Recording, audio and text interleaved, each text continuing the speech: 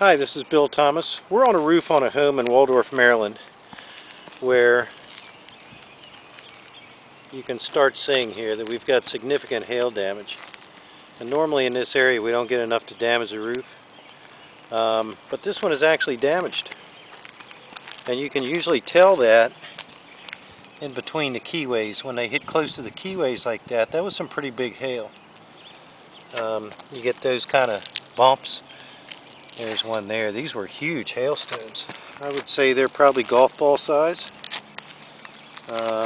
Quite a few. That's a really big one right there. And it looks like there are several per square foot,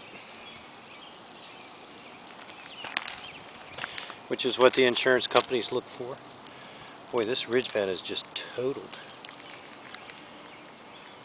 You can see how big the hail was.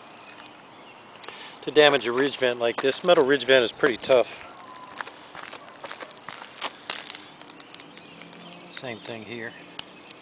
Okay, coming down to the ridge caps here, there's a hail bash, there's another one. There are several more. So this one qualifies.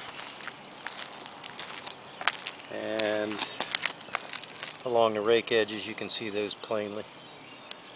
And this definitely qualifies, and that's very unusual in this area.